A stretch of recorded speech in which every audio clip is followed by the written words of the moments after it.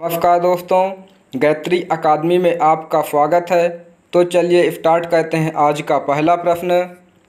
सिर की चोट पर लंबी पट्टी बांधने के लिए पट्टियों की आवश्यकता होती है। 1 पट्टी, 2 पट्टी, 3 पट्टी, 4 पट्टी।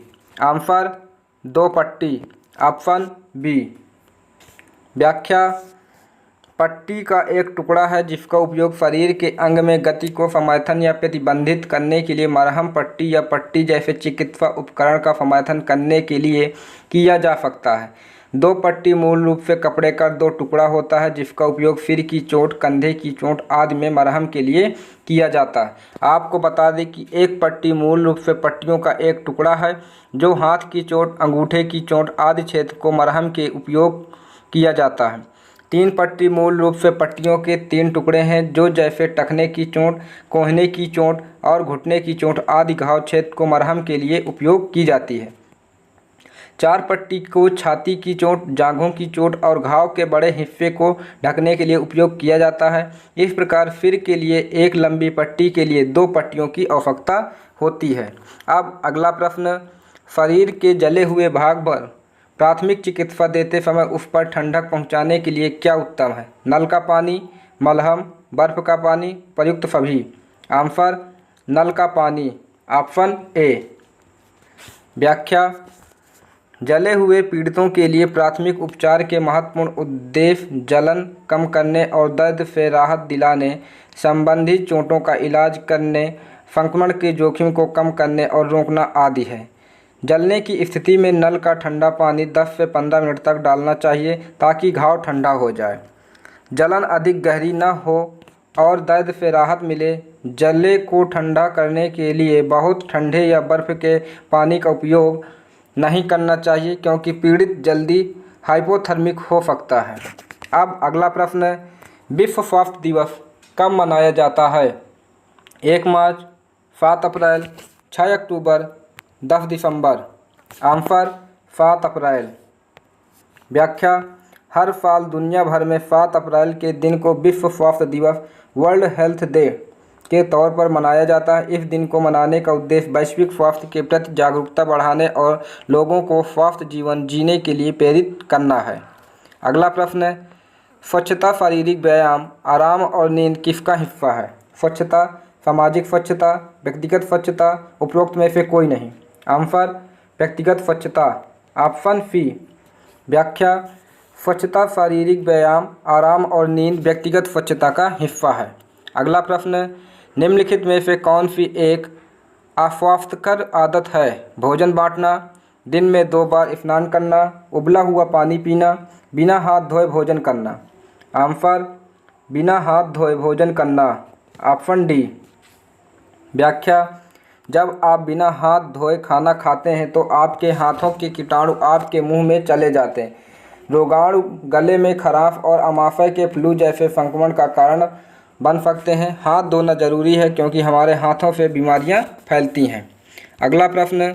निम्नलिखित में से कौन सा एक जीवाणु रोग नहीं है? एड्स, डेंगू, खसरा, उपरोक्त सभी। आंसर उपरोक्त सभी।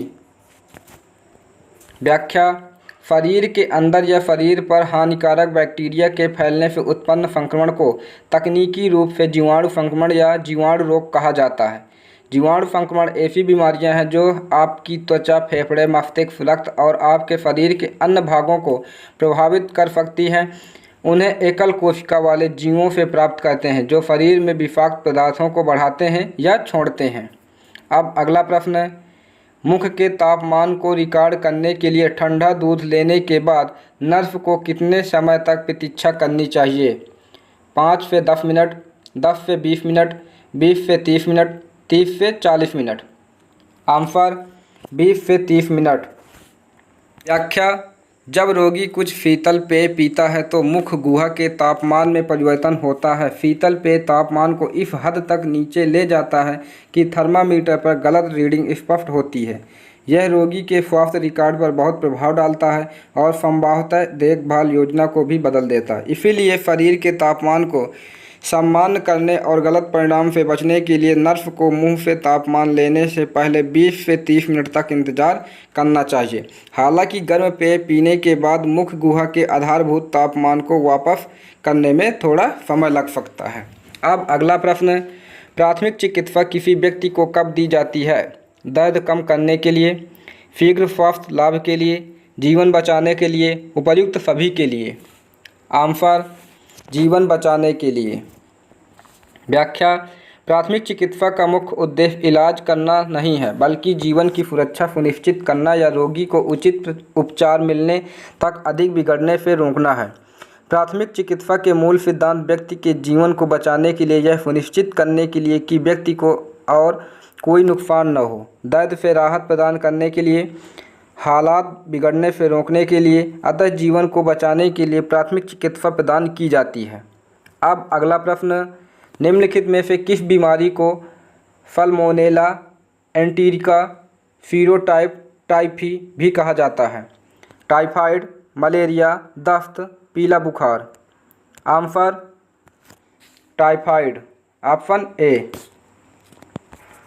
व्याख्या, आंध्र ज्वर टाइफाइड जीवन के लिए एक खतरनाक रोग है जो कि सल्मोनेला टाइफी नामक जीवाणु बैक्टीरिया से होता है। आंध्र ज्वर टाइफाइड को सामान्यतः एंटीबायोटिक दवाइयों से रोका तथा उसका उपचार किया जा सकता है। इसे मियादी बुखार भी कहा जाता है। अब अगला प्रश्न है, हेपेटाइटिस वायरस के संचरण का मुख्य कारण निम्नलिखित में से कौन सा है? मच्छर का काटना, दवा की सुइयां साझा करना, दूषित पानी पीना, उपरोक्त सभी। आंसर दवा की सुइयां साझा करना। हेपेटाइटिस बी वायरस एक रक्त जनित वायरस है और अधिकांश संक्रमण असुरक्षित इंजेक्शन प्रथाओं, असुरक्षित स्वास्थ्य देखभाल, बिना जांच किए गए रक्त संक्रमण जैसे इंजेक्शन दवाओं के उपयोग और यौन प्रथाओं से रक्त के संपर्क में आने से होता है। जो रक्त के संपर्क में आते हैं, हेपेटाइटिस वायरस के संचरण का मुख्य कारण नशीली दवाओं की सुइयां साझा करना है। अगला प्रश्न, प्रदूषण के बारे में निम्नलिखित में से कौन सा कथन सत्य है? संदूषण किसी कीड़े के काटने से कीटाणुओं के प्रवेश के कारण होता है। संदूषण किसी जानवर के काटने से कीटाणुओं के प्रवेश के कारण होता है। संदूषण पीने के पानी या खाद्य पदार्थों में कीटाणुओं के प्रवेश के कारण होता है। उपरोक्त में से कोई नहीं। आंसर संदूषण पीने के पानी या खाद्य पदार्थों में कीटाणुओं के प्रवेश के कारण होता है। Option C. संदूषण पीने के पानी या खाद्य पदार्थों में कीटाणुओं के प्रवेश के कारण होता है। संदूषण एक अवांछित घटक, दूषित पदार्थों को या सामग्री में अशुद्धता आदि की उपस्थिति है। अब अगला प्रश्न, निम्नलिखित में से कौन सा रोग जीवाणुओं के कारण नहीं होता है? टाइफाइड, पोलियोमाइलाइटिस, क्षय रोग, उपरोक्त सभी। Answer poliomyelitis, option B.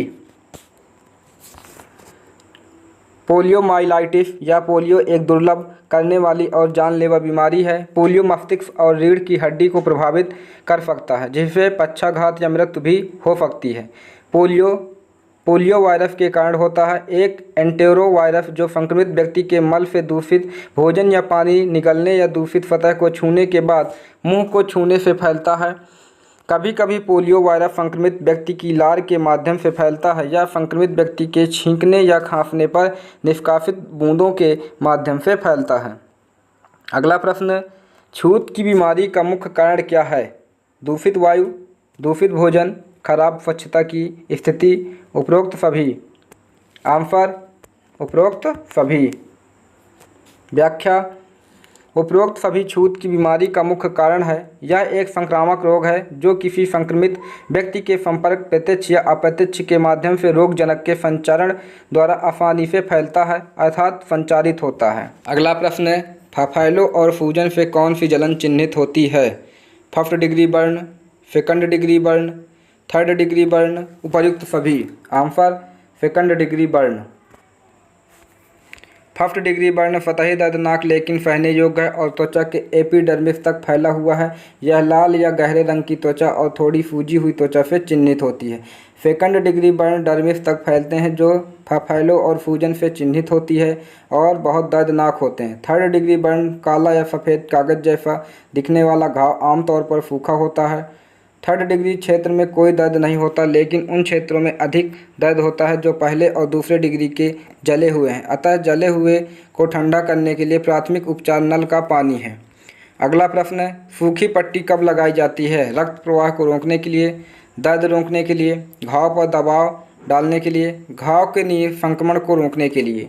Answer रक्त प्रवाह को रोकने के लिए, ऑप्शन ए। चोट लगने के बाद दिए जाने वाले प्राथमिक उपचार को प्राथमिक चिकित्सा कहते हैं। इसे किसी भी व्यक्ति द्वारा दिया जा सकता है। जब कोई व्यक्ति घायल हो जाता है और रक्त स्राव शुरू हो जाता है तो पहली चिंता रक्त प्रवाह को रोकने की होती है। इसके लिए प्राथमिक उपचार दिया जाता है कि संक्रमित क्षेत्र या चोट पर सूखी पट्टी बांध दी जाती है।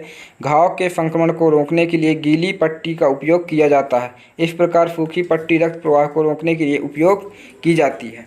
अगला प्रश्न है, एक स्वस्थ व्यक्ति के लिए निम्नलिखित में से कौन सा कारक आवश्यक है? टीकाकरण, संतुलित आहार, व्यक्तिगत स्वच्छता, उपरोक्त सभी। आंसर उपरोक्त सभी। व्याख्या, एक स्वस्थ व्यक्ति के लिए उपरोक्त सभी कारक आवश्यक हैं। टीकाकरण, संतुलित आहार, व्यक्तिगत स्वच्छता सभी एक स्वस्थ व्यक्ति के लिए आवश्यक कारक हैं। सही और पोषण युक्त आहार लेना स्वास्थ्य के लिए महत्वपूर्ण है। उपादेय भोजन और पर्याप्त पानी पीना स्वास्थ्य जीवन शैली के लिए आवश्यक है। नियमित रूप से व्यायाम करना शारीरिक और मानसिक स्वास्थ्य को सुधारता है और रोगों से बचाव में मदद करता है। अगला प्रश्न है, CPR के प्रत्येक चक्र के लिए आपको कितने संकुचन और सांसें लेनी चाहिए? 15 संपीड़न 2 सांसें, 30 संपीड़न 5 सांसें, 30 संपीड़न 2 सांसें, 15 संपीड़न 5 सांसें। आंसर 30 संपीड़न 2 सांसें, ऑप्शन सी। व्याख्या, वयस्कों के लिए CPR 30 बार दबाव देना और उसके बाद 2 सांसें लेना, इसे 30:2 के नाम से जाना जाता है। लगभग 2 मिनट में 30:2 के 5 सेट करने का लक्ष्य रखना चाहिए। यदि केवल संपीड़न कर रहे हैं तो प्रति मिनट लगभग 100 से 120 संपीड़न का लक्ष्य रखना चाहिए।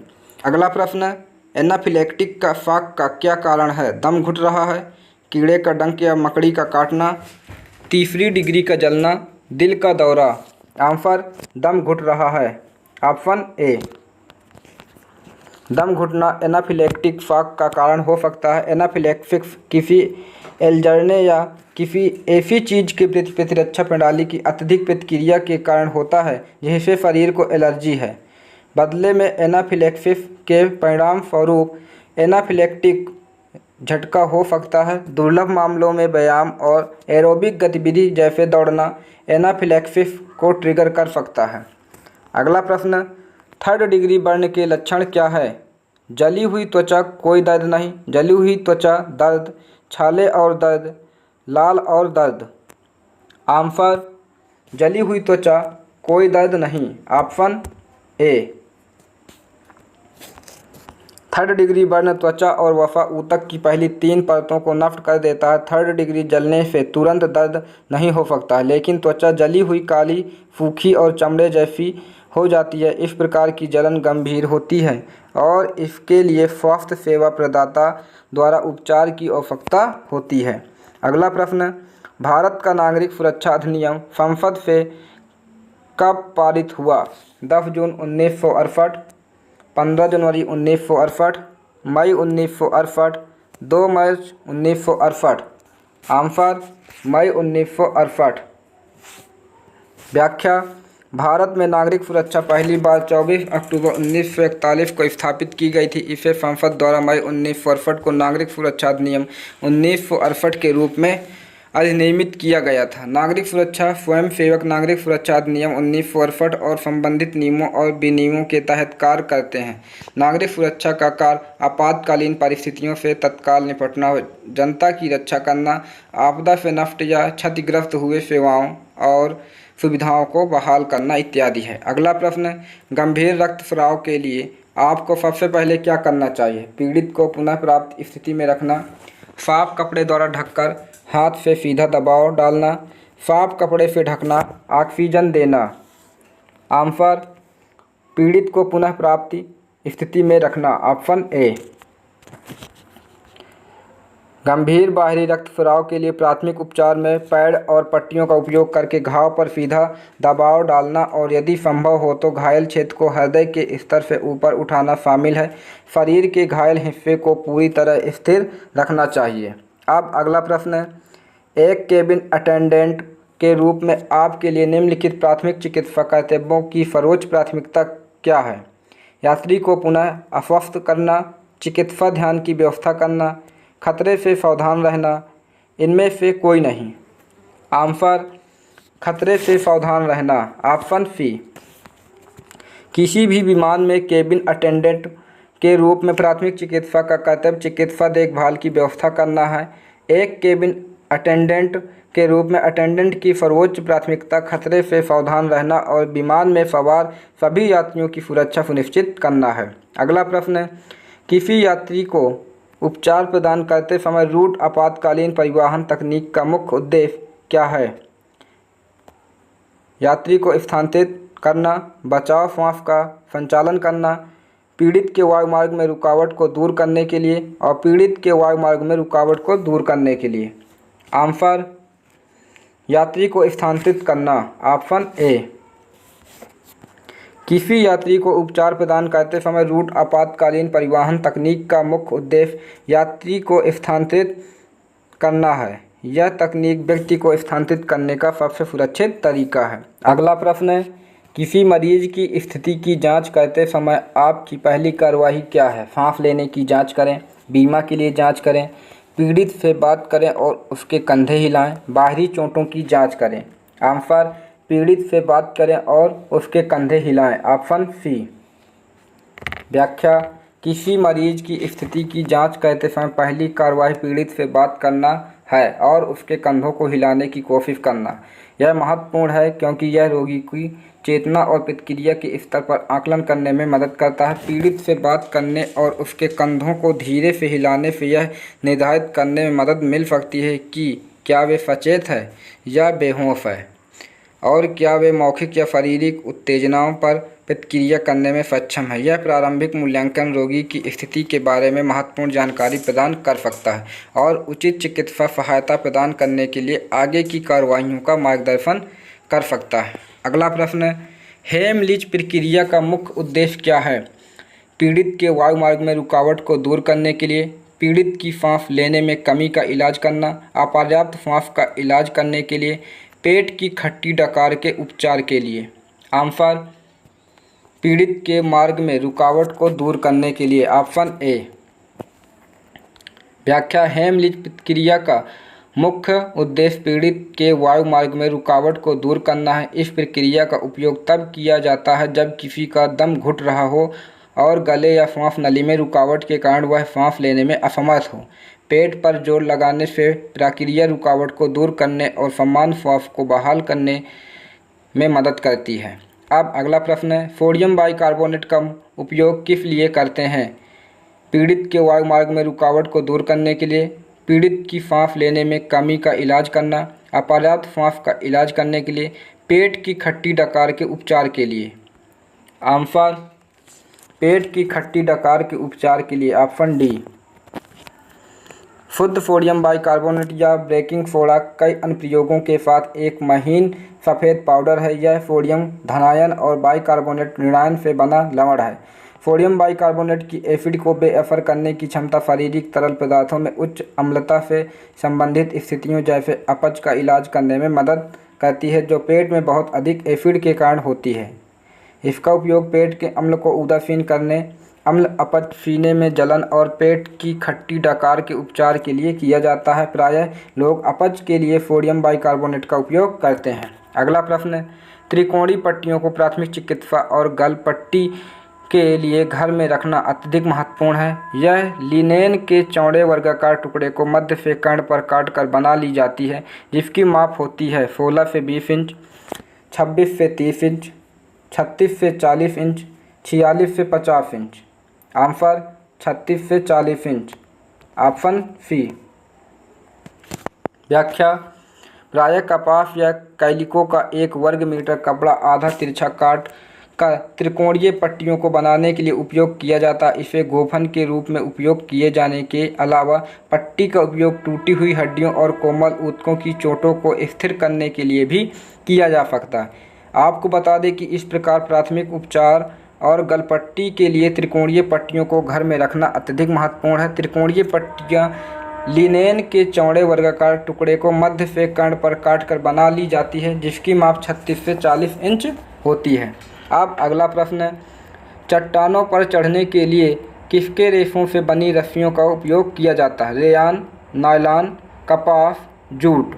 Answer nylon, option B. व्याख्या।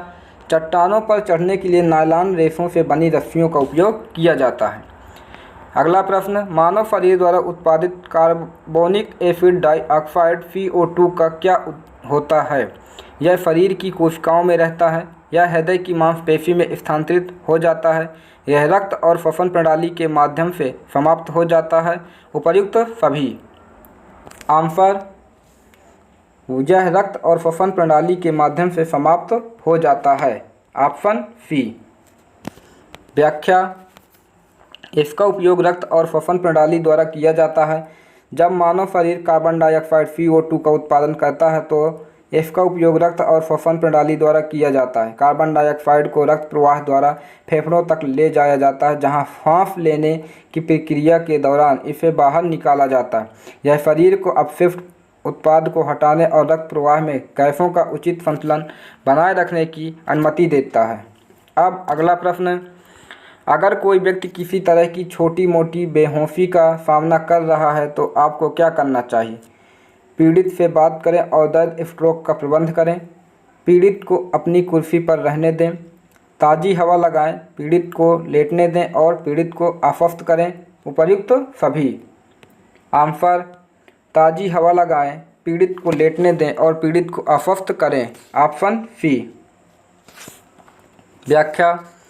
पीड़ित को ताज़ी हवा आने दें, पीड़ित को आश्वस्त करने हुए ज़मीन पर लेटने दें। यदि कोई व्यक्ति मामूली बेहोशी का अनुभव कर रहा है तो पीड़ित को ताज़ी हवा प्रदान करना और उन्हें ज़मीन पर लेटने देना महत्वपूर्ण है। इससे उनकी सांस लेने और परिसंचरण को बेहतर बनाने में मदद मिल सकती है। इस स्थिति के दौरान आराम और सहायता प्रदान करने के लिए पीड़ित को आश्वस्त करना ही महत्वपूर्ण है। इन चरणों का पालन करने आप बेहोशी का अनुभव करने वाले व्यक्ति का भलाई सुनिश्चित करने में मदद कर सकते हैं।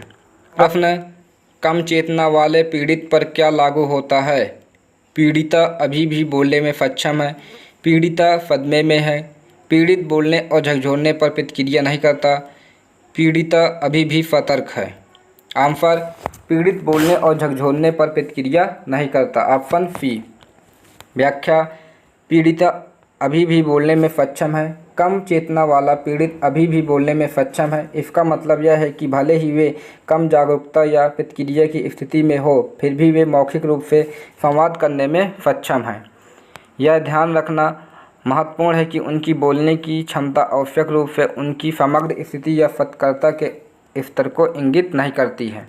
अगला प्रश्न, आप नस से खून बहने को कैसे पहचान सकते हैं? घाव से रक्त समान रूप से बहता है। घाव से रक्त स्पंदन के साथ बहता है। घाव से रक्त धीरे धीरे बहता है, उपर्युक्त सभी। आंसर, घाव से रक्त समान रूप से बहता है, ऑप्शन ए। व्याख्या। घाव से रक्त समान रूप से बहता है। जब किसी नस से खून बह रहा हो तो रक्त घाव से समान रूप से बहता है। ऐसा इसलिए है क्योंकि नसें धमनियों की तुलना में कम दबाव पर ऑक्सीजन रहित रक्त को हृदय तक वापस ले जाती है। परिणाम स्वरूप रक्त बिना किसी धड़कन के घाव से लगातार और समान रूप से बहता है। इसके विपरीत यदि किसी धमनी से खून बह रहा है तो हृदय से पंप किए जा रहे हैं ऑक्सीजन युक्त रक्त के उच्च दबाव के कारण रक्त तेजी से या स्पंदन में बह जाएगा। अब अगला प्रश्न है, आपातकालीन पट्टी की पट्टियों के अंत में आप गांठ को कहाँ रखते हैं? हमेशा पट्टी के ऊपर, घाव पर पार हो गया, घाव से स्पष्ट रूप से दूर, उपर्युक्त सभी। आंसर, घाव से स्पष्ट रूप से दूर। व्याख्या। पट्टियों के अंत में गांठ को घाव से स्पष्ट रूप से दूर रखा जाना चाहिए। ऐसा इसलिए है क्योंकि गांठ को सीधे घाव पर रखने से घायल क्षेत्र में असुविधा और जलन हो सकती है। गांठ को घाव से दूर रखकर यह सुनिश्चित किया जाता है कि पट्टी रोगी को कोई अतिरिक्त नुकसान या परेशानी पहुंचाए बिना सुरक्षित रहे। अब अगला प्रश्न है, निम्नलिखित में से कौन सी स्थिति सदमे का कारण बन सकती है? बेहोशी की एक छोटी अवधि, दिल का दौरा, मतली की भावना, उपर्युक्त सभी। आंसर दिल का दौरा, ऑप्शन बी। दिल का दौरा सदमे का कारण बन सकता है क्योंकि यह एक गंभीर चिकित्सीय स्थिति है जो तब होती है जब हृदय में रक्त का प्रवाह अवरुद्ध हो जाता है, जिसके परिणाम स्वरूप हृदय की मांसपेशियों को नुकसान होता है। इससे रक्तचाप में अचानक और गंभीर कमी आ सकती है जिससे सदमे की स्थिति पैदा हो सकती है। सदमा एक जीवन घातक स्थिति है जहां शरीर के अंगों और ऊतकों को ठीक से काम करने के लिए पर्याप्त ऑक्सीजन और पोषक तत्व नहीं मिलते हैं। इसलिए शरीर में रक्त प्रवाह और ऑक्सीजन की आपूर्ति में महत्वपूर्ण व्यवधान के कारण दिल का दौरा संभावित रूप से सदमे का कारण बन सकता है। अगला प्रश्न है, यात्रा के दौरान किसी यात्री को अचानक सदमा लगता है तब सदमे के लिए आपको क्या करना चाहिए? यात्री को कुछ पीने को दें, यात्री को सोने दें, पीने के लिए कुछ न दें, यात्री को आश्वस्त करें और चिकित्सा सहायता लें, उपर्युक्त सभी। आंसर पीने के लिए कुछ न दें, यात्री को आश्वस्त करें और चिकित्सा सहायता लें, ऑप्शन सी। व्याख्या, सदमे के मामले में यह महत्वपूर्ण है कि यात्री को कुछ भी पीने के लिए ना दें क्योंकि इससे उनकी स्थिति खराब हो सकती है, बल्कि कार्यवाही का सबसे अच्छा तरीका यात्री को आश्वस्त करना और तत्काल चिकित्सा सहायता लेना है। शॉक एवं गंभीर चिकित्सकीय स्थिति के है जो तब होती है जब पूरे शरीर में अपर्याप्त रक्त प्रवाह होता है जिससे अंगों और ऊतकों तक ऑक्सीजन और पोषक तत्वों की कमी हो जाती है। सदमे के प्रबंधन और उपचार में आश्वासन के साथ तुरंत चिकित्सा सहायता प्राप्त करना महत्वपूर्ण है। छोटे कट के लिए आप क्या करते हैं? पानी और साबुन से धोने के बाद रोगाणुहीन पट्टी से ढक लें। केवल रोगाणुहीन पट्टी से ढकें। घाव को रुई से साफ करें, उपर्युक्त सभी। आंसर पानी और साबुन से धोने के बाद रोगाणुहीन पट्टी से ढक दें, ऑप्शन ए। एक छोटे से कट के लिए संक्रमण को रोकने के लिए घाव को पानी और साबुन से साफ करना महत्वपूर्ण है। सफाई के बाद कटे हुए स्थान को रोगाणुहीन पट्टी से ढकने से इसे आगे संदूषण से बचने में मदद मिलती है और तेज़ी से उपचार को बढ़ावा मिलता है। अब अगला प्रश्न, हाइपोथर्मिया के लक्षण क्या हैं? गर्म और पसीने से तर, ठंडा और पसीना आना, ठंडा, थका हुआ, कांपना और असमान व्यवहार करना, बस बहुत पसीना आ रहा है। आंसर ठंडा, थका हुआ, कांपना और असमान व्यवहार करना, ऑप्शन सी। हाइपोथर्मिया का सबसे आम कारण ठंडे मौसम की स्थिति या ठंडे पानी के संपर्क में आना है, लेकिन शरीर से अधिक ठंडे किसी भी वातावरण में लंबे समय तक रहने से हाइपोथर्मिया हो सकता है। यदि कोई व्यक्ति ठीक से कपड़े नहीं पहनता है या स्थितियों को नियंत्रित नहीं कर सकता है या फिर ऐसे कपड़े पहनना जो मौसम की स्थिति के लिए पर्याप्त गर्म ना हो। हाइपोथर्मिया एक चिकित्सकीय आपात स्थिति है और इसका यथाशीघ्र इलाज किया जाना चाहिए। अब अगला प्रश्न, सेकंड डिग्री बर्न का सबसे अच्छा इलाज क्या है? एलोवेरा लोशन लगाएं, पानी लगाएं, जले पर बर्फ लगाएं, एंटीबायोटिक क्रीम का या मलहम लगाएं। आंसर एंटीबायोटिक क्रीम या मलहम लगाएं, ऑप्शन डी। व्याख्या, आप जले को नम रखने के लिए मलहम अथवा पेट्रोलियम जेली या एंटीबायोटिक क्रीम या मलहम जैसे बैकीट्रेफिन या ट्रिपल एंटीबायोटिक मलहम का उपयोग कर सकते हैं। गंभीर संक्रमणों के लिए अंतःशिरा एंटीबायोटिक दवाओं से उपचार की आवश्यकता हो सकती है। बहुत गंभीर दूसरी डिग्री के जलने पर त्वचा ग्राफ्ट की आवश्यकता हो सकती है। अब अगला प्रश्न, CPR प्रक्रिया में क्या शामिल है? केवल सांसों को बचाएं, केवल छाती का संपीड़न, श्वास बचाव और छाती का संकुचन, छाती को दबाने से बचाव करना। आंसर श्वास बचाव और छाती का संकुचन, ऑप्शन सी।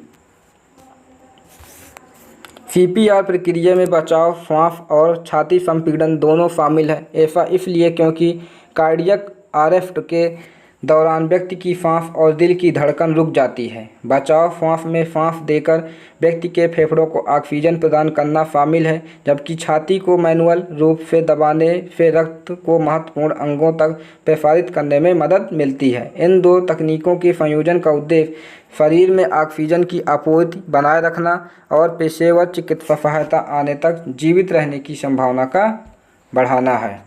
अगला प्रश्न, रक्त संचार रुकने का क्या कारण हो सकता है? दिल का दौरा, छोटी नसों में रक्तस्राव, सिर पर चोट, उपर्युक्त सभी। आंसर, दिल का दौरा।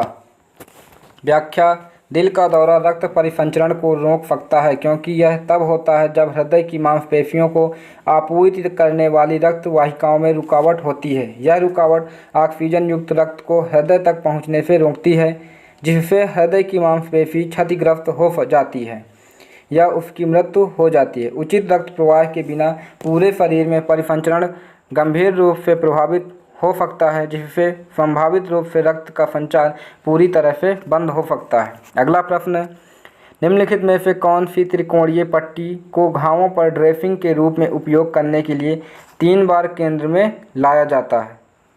स्लिंग पट्टी, संकीर्ण फोल्ड पट्टी, चौड़ी फोल्ड पट्टी, पैड पट्टी। आंसर, पैड पट्टी। व्याख्या, पैड पट्टी को घावों पर ड्रेसिंग के रूप में उपयोग करने के लिए 3 बार केंद्र में लाया जाता है। खुले रूप में कंधे या कोहनी के फ्रैक्चर जैसी ऊपरी शरीर की चोट पर सहायता प्रदान करने के लिए स्लिंग पट्टी का उपयोग किया जाता है। ब्रॉड फोल्ड पट्टी में घुटने के फ्रैक्चर जैसी निचले शरीर की चोट को सहायता प्रदान करने के लिए बिंदु को आधार की ओर 2 बार मोड़ा जाता है। रक्तस्राव को दबाने और निचले अंग की चोट को सहायता प्रदान करने के लिए चौड़ी फोल्ड पट्टी को आधा मोड़ दिया जाता है और नैरो फोल्ड पट्टी के रूप में उपयोग किया जाता है। शरीर की ऊपरी चोटों के लिए नैरो फोल्ड या संकीर्ण तह पट्टी का उपयोग कॉलर और कफ स्लिंग के रूप में भी किया जा सकता है।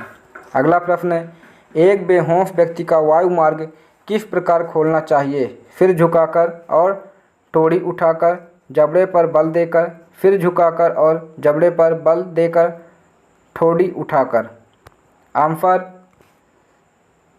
सिर झुकाकर और टोड़ी उठाकर। Option A.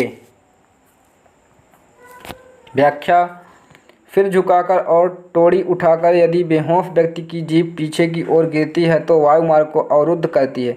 ऐसे में सिर को अति विस्तारित करना और टोड़ी को ऊपर उठाना आवश्यक है ताकि जीभ ऊपर उठाकर और वायुमार्ग को साफ करे। बेहोश व्यक्ति के माथे पर एक हाथ रखकर धीरे से उनके सिर को पीछे झुकाएं और वायुमार्ग को खोलने के लिए उनकी टोड़ी की नोक को 2 अंगुलियों से ऊपर उठाएं। नतीजन जीभ वापस गर्दन की ओर आ जाती है। मुंह के तल पर दबाव डालने से बचना चाहिए क्योंकि ऐसा करने से जीभ ऊपर उठ जाएगी और वायुमार्ग को प्रतिबंधित कर देगी। इस प्रकार व्यक्ति को झुकाकर और टोड़ी को ऊपर उठाकर बेहोश व्यक्ति के वायुमार्ग को खोलना चाहिए। टोड़ी मनुष्य के चेहरे में होंठ के नीचे वाली हड्डी को कहते हैं। यह चेहरे का सबसे निचला भाग होता है। अब अगला प्रश्न, आप धमनी रक्तस्राव को कैसे पहचान सकते हैं? घाव से रक्त समान रूप से बहता है, घाव से रक्त धीरे धीरे बहता है, घाव से स्पंदन के साथ रक्त का प्रवाह, उपर्युक्त सभी। आंसर, घाव से स्पंदन के साथ रक्त का प्रवाह। Option C. धमनी रक्तस्राव को घाव से स्पंदन के साथ रक्त का प्रवाह से पहचान सकते हैं। धमनी रक्तस्राव जैसे पल्लेटाइल रक्तस्राव भी कहा जाता है। रक्तस्राव का सबसे गंभीर प्रकार है। यह आमतौर पर बड़ी चोटों के कारण होता है। चूँकि धमनी रक्त हृदय से बहता है, यह ऑक्सीजन युक्त और चमकीला लाल होता है। यह प्रत्येक दिल की धड़कन के साथ एक लयबद्ध पैटर्न में बाहर निकलेगा। अब अगला प्रश्न, फास्ट का क्या अर्थ है? चेहरा, हाथ, वाणी और समय। अस्थिभंग, भुजा, वाणी और काल। चेहरा, पेट, नींद और समय। चेहरा, हाथ, वाणी और उपचार। आंसर, चेहरा, हाथ, वाणी और समय। Option A. व्याख्या, स्ट्रोक को पहचानने में मदद के लिए फास्ट चेहरा, हाथ, बोली और समय के संक्षिप्त नाम हैं।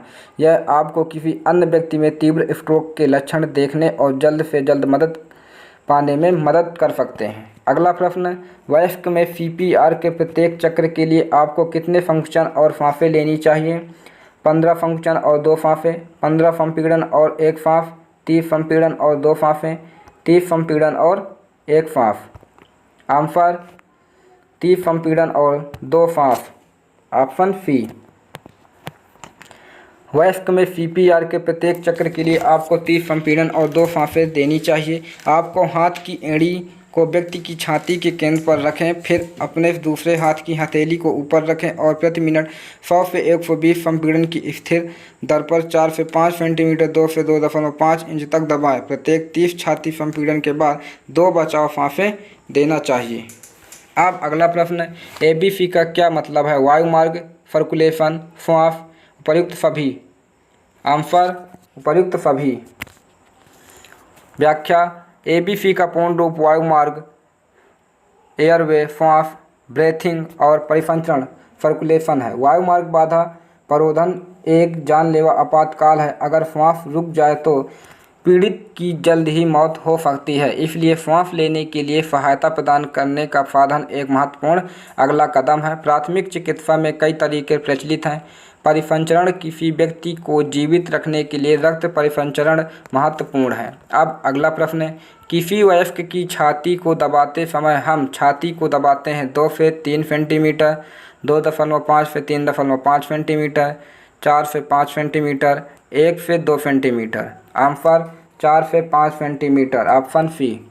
व्याख्या, अपने हाथ की एड़ी को व्यक्ति की छाती के केंद्र पर रखें, फिर अपने दूसरे हाथ की हथेली को ऊपर रखें और प्रति मिनट 100 से 120 संपीड़न की स्थिर दर पर 4 से 5 सेंटीमीटर 2 से 2.5 इंच तक दबाएं। प्रत्येक 30 छाती संपीड़न के बाद 2 बचाव फांफे देना चाहिए। अगला प्रश्न है, किसी बेहोश व्यक्ति के साथ व्यवहार करते समय समान श्वास के लिए आपको जांच करनी चाहिए। समान श्वास के लिए अधिकतम 2 सेकंड, समान श्वास के लिए अधिकतम 5 सेकंड, समान श्वास के लिए अधिकतम 10 सेकंड और समान श्वास के लिए अधिकतम 30 सेकंड। आंसर समान श्वास के लिए अधिकतम 10 सेकंड, ऑप्शन सी। किसी बेहोश व्यक्ति के साथ व्यवहार करते समय समान श्वास निर्धारित करने के लिए क्या कोई अभी भी सांस ले रहा है, उसकी छाती को देखें कि यह उठ रही है या डूब रही है। उनके होठों और नाक पर सांस लेने की आवाज़ों की जांच करें, 10 सेकंड से ज़्यादा नहीं। साथ ही उनकी सांसों को अपने गालों पर महसूस करें। इस प्रकार यह देखने के लिए जांचें कि क्या कोई बेहोश व्यक्ति समान रूप से 10 सेकंड से अधिक समय तक चल रहा है कि नहीं। अब अगला प्रश्न है, डार्ट्स किससे पीड़ित रोगियों को दिया जाने वाला उपचार है? पोलियो, एड्स, क्षय रोग, hepatitis. Answer hepatitis, option D.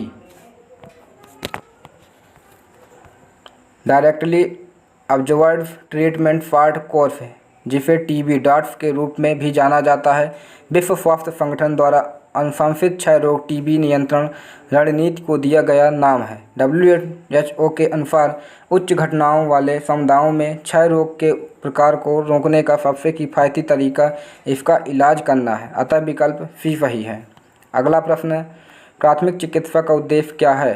पीड़ित के जीवन की रक्षा करना, स्वास्थ्य लाभ को बढ़ावा देना, चोट या क्षति को रोकना, उपर्युक्त सभी। आंसर उपर्युक्त सभी। प्राथमिक चिकित्सा एक बीमारी या चोट के लिए प्रारंभिक देखभाल को कहते हैं। यह आमतौर पर एक अविशेषज्ञ व्यक्ति द्वारा एक बीमार या घायल व्यक्ति पर तब तक किया जाता है जब तक कि अस्पताल या डॉक्टर के पास जाकर उचित चिकित्सा उपचार प्राप्त नहीं किया जा सकता। प्राथमिक चिकित्सा के विभिन्न उद्देश्य हैं। पहला, पीड़ित के जीवन की रक्षा करना। उद्देश्य, लाभ को बढ़ावा देना, आगे की चोट या क्षति को रोकना, चोट या बाहरी से संबंधित जटिलताओं को रोकना, पीड़ित के आराम को बनाए रखना। पीड़ित को जल्द से जल्द नियमित चिकित्सा देखभाल तक पहुंचने में मदद करता है। अब अगला प्रश्न है, यदि आपको आपातकालीन स्थिति में कॉल करने की आवश्यकता है तो आपको डिस्पैचर को क्या बताना चाहिए? आपातकाल वर्णन करें, अपना नाम और टेलीफोन नंबर दें जिसका उपयोग आप कॉल करने के लिए कर रहे हैं, सटीक पता बताएं जहां आपातकालीन स्थिति उत्पन्न हुई, उपरोक्त सभी। आंसर उपरोक्त सभी, ऑप्शन डी। प्रश्नगत सभी विकल्प सही हैं। यदि आपको आपातकालीन स्थिति में कॉल करने की आवश्यकता है तो आप आपातकाल के बारे में बताएं, अपना नाम और टेलीफोन नंबर दें जिसका उपयोग आप कॉल करने के लिए कर रहे हैं और सटीक पता लगाएं जहां आपातकालीन स्थिति उत्पन्न हुई है। आपातकालीन सहायता आने तक घटनास्थल पर प्रतीक्षा करें। अगला प्रश्न, अस्पताल के आपातकालीन विभाग में आपको कौन से स्वास्थ्य देखभाल पेशेवर मिलने की संभावना है? आपातकालीन नर्स, पैरामेडिक, आपातकालीन चिकित्सक, उपरोक्त सभी। आंसर उपरोक्त सभी। व्याख्या, प्रश्नगत सभी विकल्प सही हैं। पैरामेडिक्स एम्बुलेंस में सवार होते हैं और दुर्घटना स्थल पर घायल पीड़ितों की देखभाल करते हैं। एक अस्पताल ER में आपातकालीन चिकित्सा विशेष रूप से प्रशिक्षित डॉक्टरों और नर्सों का स्टाफ होता है। वे जानते हैं कि दुर्घटना पीड़ितों और उन रोगियों का इलाज कैसे किया जाए जो अचानक बीमार हो जाते हैं। अब अगला प्रश्न है, युद्ध के दौरान तनाव से निपटने का अच्छा तरीका क्या है? गहरी सांसें लें और हाथ में काम पर ध्यान केंद्रित करें। घबरा जाना और भाग जाना, लापरवाह व्यवहार में संलग्न होना, ऊर्जा बढ़ाने के लिए मीठा खाना खाएं। आंसर, गहरी सांसें लें और हाथ में काम पर ध्यान केंद्रित करें। Option A. व्याख्या, युद्ध के दौरान तनाव से निपटने का अच्छा तरीका गहरी सांसें लेना और जो काम हाथ में है उस पर ध्यान केंद्रित करना है। अब अगला प्रश्न है, खेलते समय गहरे घाव के मामले में आवश्यक प्राथमिक चिकित्सा क्या होगी? डॉक्टर को बुलाना, संज्ञाहरण देना, रक्तस्राव रोकना, टाँका लगाना। आंसर, रक्तस्राव रोकना। Option C. व्याख्या, खेलते समय गहरे घाव के मामले में सबसे पहले रक्तस्राव को रोकना आवश्यक है। खून की कमी नहीं होनी चाहिए, बाद में अन्य कदम उठाए जा सकते हैं। रक्त को रोकने के लिए शुरू में कई कदम उठाए जा सकते हैं, जैसे घाव पर एक विसंक्रमित पट्टी या साफ कपड़ा रखना।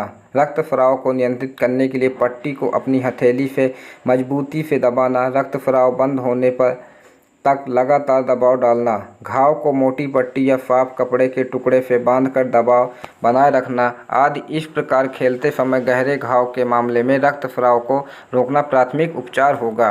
अगला प्रश्न, किसी आपात स्थिति के लिए तैयारी करने का एक तरीका यह है कि अपने फ़ोन के पास महत्वपूर्ण फ़ोन नंबरों की एक सूची रखें। इनमें से कौन सी संख्या सूची में शामिल की जानी चाहिए? विष नियंत्रण केंद्र, पारिवारिक चिकित्सक, पड़ोसी, उपरोक्त सभी। आंसर, उपरोक्त सभी। व्याख्या, प्रश्नगत सभी विकल्प सही हैं। यदि आपके क्षेत्र में आपातकालीन सेवा नहीं है तो पुलिस और अग्निशमन के लिए आपातकालीन नंबर भी पोस्ट कर सकते हैं। अन्य उपयोगी नंबर आपके स्थानीय अस्पताल और एम्बुलेंस सेवा है। यदि आपके पास पालतू जानवर हैं तो अपने पशु चिकित्सक का नंबर भी रख सकते हैं। अगला प्रश्न है, किन मामलों में आपको अस्पताल ER तक गाड़ी चलाने के बजाय एम्बुलेंस को कॉल करना चाहिए? चोट या स्थिति जीवन के लिए खतरा है। अस्पताल ले जाते समय चोट या स्थिति जीवन के लिए खतरा बन सकती है। अस्पताल का रास्ता लंबा या भीड़भाड़ वाला है। उपरोक्त सभी। आंसर, उपरोक्त सभी। व्याख्या, प्रश्नगत सभी विकल्प सही हैं। यदि आपातकालीन चिकित्सा कर्मियों की सहायता के बिना पीड़ित को सुरक्षित रूप से नहीं ले जाया जा सकता है तो आपको एम्बुलेंस को भी कॉल करना चाहिए। अब अगला प्रश्न है, जंगल में पानी छानने का सबसे अच्छा तरीका क्या है? इसे उबालें, जल निस्पंदन प्रणाली का उपयोग करें, आयोडीन की गोलियों का प्रयोग करें, ब्लीच का प्रयोग करें। आंसर, जल निस्पंदन प्रणाली का उपयोग करें। Option B. जंगल में पानी छानने का सबसे अच्छा तरीका जल निस्पंदन प्रणाली का प्रयोग। प्रश्न, आपकी घरेलू प्राथमिक चिकित्सा किट में इनमें से क्या शामिल होना चाहिए? Hydrogen peroxide, calamine lotion, aspirin. उपरोक्त सभी। आंसर, उपरोक्त सभी।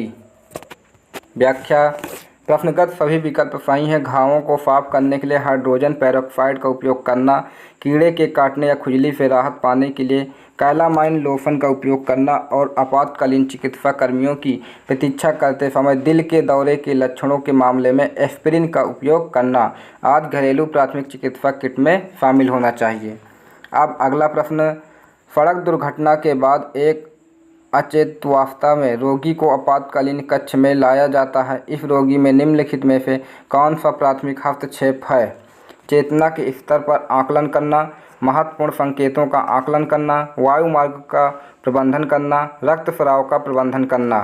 आंसर वायुमार्ग का प्रबंधन करना। व्याख्या सड़क यातायात दुर्घटना मामले का प्रबंधन में शामिल चरण निम्नवत हैं। प्राथमिक क्रिया चेतना के स्तर का आकलन करना, वायुमार्ग श्वसन परिसंचरण का आकलन करना, रक्त स्राव को नियंत्रित करने का प्रयास करना, महत्वपूर्ण संकेतों की जांच करना, तरल पदार्थ और आपातकालीन औषधि देना, फिर लगने वाली चोटों की रोकथाम करना है। यदि मरीज की सांस नहीं चल रही है तो तुरंत CPR देना चाहिए। यदि रोगी सचेत नहीं है तो दूसरी क्रिया के रूप में वायुमार्ग का प्रबंधन करना होता है। फिर यदि बड़ी चोट बनी रहती है तो रक्त स्राव का प्रबंधन करना होता है। महत्वपूर्ण संकेतों का आकलन आपातकालीन मामलों में अंतिम हस्तक्षेप है। अगला प्रश्न है, युद्ध में हेलमेट का प्राथमिक कार्य क्या है? सिर की चोटों से सुरक्षा, अन्य सैनिकों के साथ संचार, रात्रि दृष्टि वृद्धि, बेहतर लक्ष्य और सटीकता। आंसर सिर की चोटों से सुरक्षा, ऑप्शन ए। व्याख्या युद्ध में हेलमेट का प्राथमिक कार्य सिर की चोटों से सुरक्षा है। अगला प्रश्न, यदि किसी व्यक्ति के घाव से खून बह रहा हो तो आपको क्या करना चाहिए? तुरंत टूर्निकेट लगाएं, घाव को एक साफ कपड़े से ढकें और अपने हाथ की हथेली से लगातार दबाव डालें। रक्त स्राव को धीमा करने के लिए घाव को पीड़ित के हृदय से ऊपर उठाएं। दोनों बी और सी। आंसर दोनों बी और सी। जीवन घातक रक्तस्राव के लिए टर्निकेट का उपयोग तभी करें जब आपको इसका उपयोग करने का तरीका बताया गया हो, अन्यथा नहीं। रक्तस्राव को धीमा करने के लिए पैर के घाव को हृदय के ऊपर उठाने के लिए पीड़ित को जमीन पर लिटाएं और पैर को ऊपर उठाएं। यदि आपने किसी घाव पर कम से कम 20 मिनट तक दबाव डाला है लेकिन उससे खून बह रहा है तो चिकित्सा सहायता लेनी चाहिए। ऐसी कोई भी वस्तु न हटाएं जो पीड़ित को चुभ गई हो। चिकित्सा कर्मियों को ऐसा करना चाहिए। अब अगला प्रश्न, पीड़ित की त्वचा का रंग पीला या नीला, ठंडी त्वचा और आंखें सुस्त या धंसी हुई होती हैं। ये किस स्वास्थ्य आपातकाल के लक्षण हैं? तेज बुखार, सदमा, दिल का दौरा, उपरोक्त में से कोई नहीं। आंसर सदमा। व्याख्या यदि पीड़ित की त्वचा का रंग पीला या नीला, ठंडी त्वचा और आंखें सुस्त या धंसी हुई होती हैं तो ये सदमा या शॉक के आपातकालीन लक्षण हैं। सदमा तब लगता है जब पीड़ित के अंगों और ऊतकों को पर्याप्त रक्त या ऑक्सीजन नहीं मिलता है। पीड़ित बेहोश हो सकता है लेकिन हमेशा नहीं। पहले आपातकालीन सहायता के लिए कॉल करें, फिर सांस लेने के लिए खुला वायुमार्ग बनाए रखें। स्पष्ट रक्तस्राव को नियंत्रित करें, पैरों को लगभग 1 फुट ऊपर उठाएं, पीड़ित को कंबल से ढकें, पीड़ित को उसकी पीठ के बल लिटाएं आदि चरणों का पालन करें। अब अगला प्रश्न, निम्नलिखित में से किस पदार्थ का उपयोग ततैया के डंक के उपचार में किया जा सकता है? गर्म जल, सोडे का बाइकार्बोनेट, हाइड्रोजन पेरोक्साइड, सिरका। आंसर सिरका। ततैया के डंक में पाया जाने वाला विषैला रसायन डंक मारने से मनुष्यों में स्थानांतरित हो जाता है। हालांकि ततैया का जीवित वेनम बेहद दर्दनाक और परेशान करने वाला हो सकता है। अगर किसी को जीवित से एलर्जी है तो उन्हें भी गंभीर प्रतिक्रिया का अनुभव हो सकता है। ततैया के डंक का सबसे अच्छा उपाय सिरका है। सिरका की अम्लता ततैया के डंक की क्षारीयता को बेअसर करने में मदद कर सकती है। सिरके का इस्तेमाल करने के लिए इसे रुई के टुकड़े पर लगाकर डंक मारने के स्थान पर लगाएं। सिरका का रासायनिक नाम एसिटिक अम्ल है। अगला प्रश्न, हृदयाघात के रोगियों को प्रति मिनट कितनी बार CPR दिया जाना चाहिए? 2 बार, 3 बार, 6 बार, 10 बार। आंसर 2 बार। व्याख्या CPR का पूर्ण रूप कार्डियोपल्मोनरी रिससिटेशन है। यह चिकित्सा सहायता के आने से पहले रोगी को दी जाने वाली प्राथमिक चिकित्सा तकनीक है। CPR तब दिया जाता है जब हृदय और फेफड़े दोनों काम करना बंद कर देते हैं। अतः हृदयाघात के रोगियों को प्रति मिनट 2 बार CPR दिया जाना चाहिए। अगला प्रश्न, सिर पर चोट लगने से सूजन की उपचार विधि क्या है? ठंडा फेंक, गर्म फेंक, दवाई लगाना, सफ़ेद पाउडर। आंसर ठंडा फेंक। व्याख्या सिर पर चोट लगने से सूजन की उपचार विधि ठंडा सेक है। ठंडा सेक रक्त वाहिकाओं को सिकोड़ता है। घायल रक्त वाहिकाओं से आंतरिक रक्त स्राव को रोकता है।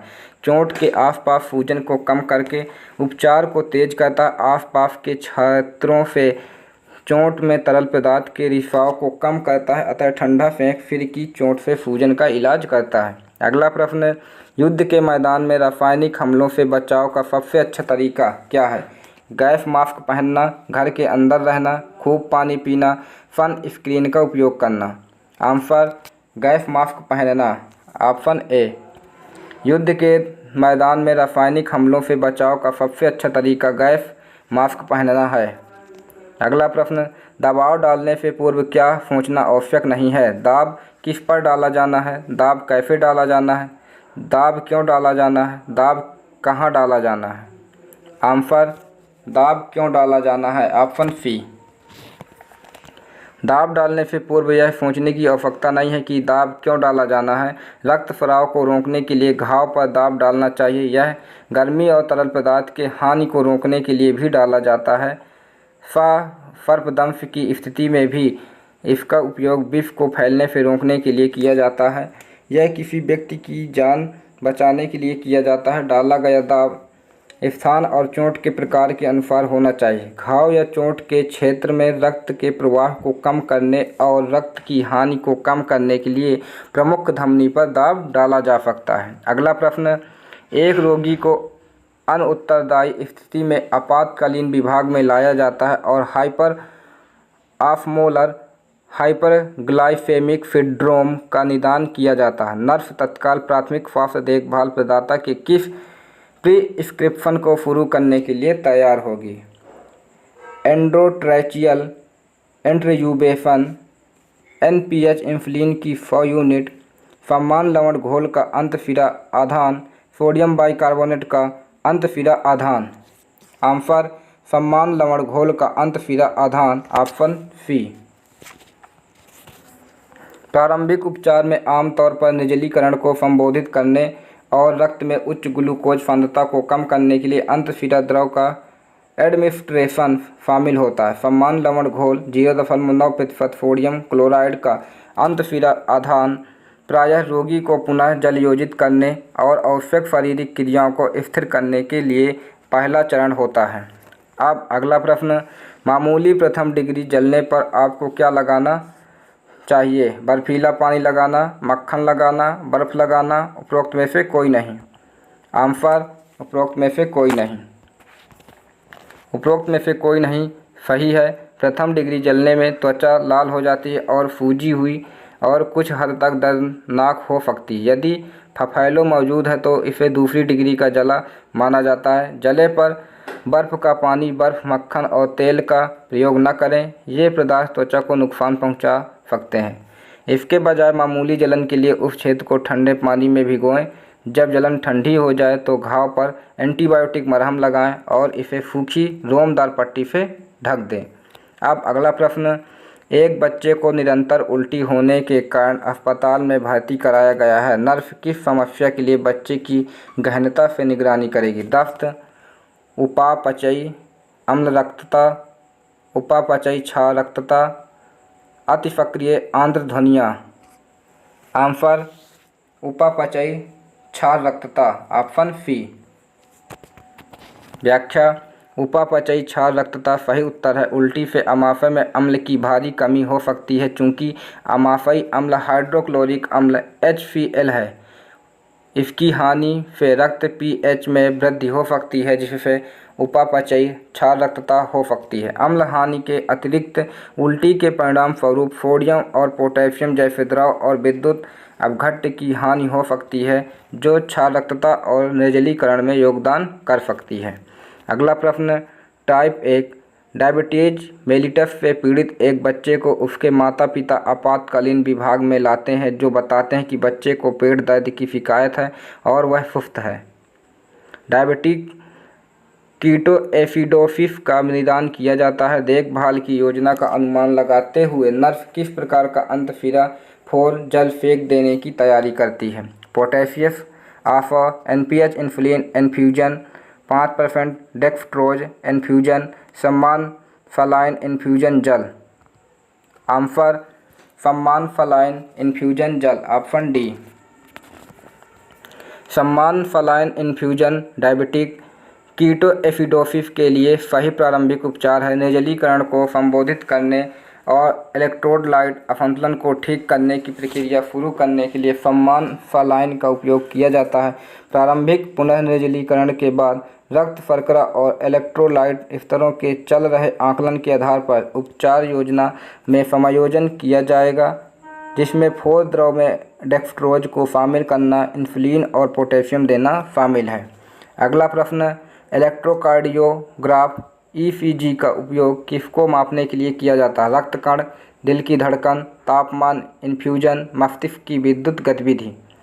आंसर दिल की धड़कन। व्याख्या, ईसीजी त्वचा पर लगाए गए इलेक्ट्रोड का उपयोग करके समय की अवधि में दिल की धड़कन या हृदय की विद्युत गतिविधि को रिकॉर्ड करने की प्रक्रिया है। यह समय की अवधि में हृदय की विद्युत गतिविधि और लय का पता लगाता है। यह इलेक्ट्रोकार्डियोग्राफ उत्पन्न करता है। अगला प्रश्न, निम्नलिखित में से कौन मानव आँख के आगे और पीछे के बीच मौजूद कार्निया रेटिनल स्थायी क्षमता को मापने की एक विधि है? Electroencephalography, electrocardiography, electrooculography, electromyography. Answer electrooculography, option C. Electroencephalography ECG एक इलेक्ट्रोफिजियोलॉजिकल मॉनिटरिंग विधि है जो मस्तिष्क की विद्युत गतिविधि का पता लगाती है और रिकॉर्ड करती है। इलेक्ट्रोकार्डियोग्राफी ईसीजी समय की अवधि में हृदय की विद्युत गतिविधि और लय का पता लगाता है। यह इलेक्ट्रोकार्डियोग्राम उत्पन्न करता है। इलेक्ट्रोकुलोग्राफी ईओजी मानव आँख के आगे और पीछे के बीच मौजूद कार्निया रेटिनल स्थायी क्षमता को मापने की एक विधि है। इलेक्ट्रोमायोग्राफी ईएमजी यह कंकाल की मांसपेशियों द्वारा उत्पादित विद्युत गतिविधि को रिकॉर्ड करने और मूल्यांकन करने के लिए एक इलेक्ट्रोडायोग्नोस्टिक दवा पद्धति है। अब अगला प्रश्न, रासायनिक जल का संदेह होने पर निम्नलिखित में से कौन सी सबसे महत्वपूर्ण प्रारंभिक देखभाल है? जले हुए क्षेत्र को तुरंत ढकना, सभी पट्टी को हटाना, शांत वातावरण प्रदान करना, 20 से 30 मिनट के लिए जलन के स्थान को जल से धोना। आंसर 20 से 30 मिनट के लिए जलन के स्थान को जल से धोना, ऑप्शन डी। रासायनिक जलन के लिए प्रारंभिक देखभाल 20 से 30 मिनट के लिए जलन के स्थान को जल से धोना है। इसके बाद शरीर की सतह से रसायन के अवशेष को निकालना और फिर रासायनिक जलन प्रबंधन के अंतिम चरण में पट्टी को हटाया जाता है। अंत में जलन के प्रकार के आधार पर रोगी को उपचार प्रदान किया जाता है। प्रश्न, अस्पताल में प्राप्त संक्रमण को किस के रूप में भी जाना जाता है? नोसोकोमियल संक्रमण, प्राथमिक संक्रमण, चिकित्साजन्य संक्रमण, अज्ञात हेतुक संक्रमण। आंसर नोसोकोमियल संक्रमण, ऑप्शन ए। व्याख्या, नोसोकोमियल संक्रमण एक ऐसा संक्रमण है जो एक व्यक्ति को अस्पताल में भर्ती होने के 48 घंटों के बाद हो सकता है। इसे अस्पताल से प्राप्त संक्रमण या स्वास्थ्य देखभाल से संबंधित संक्रमण भी कहा जाता है। धन्यवाद। गायत्री अकादमी आप सभी को व्याख्यान देखने के लिए आभार। हमारे चैनल को लाइक, शेयर एंड सब्सक्राइब अवश्य कीजिए।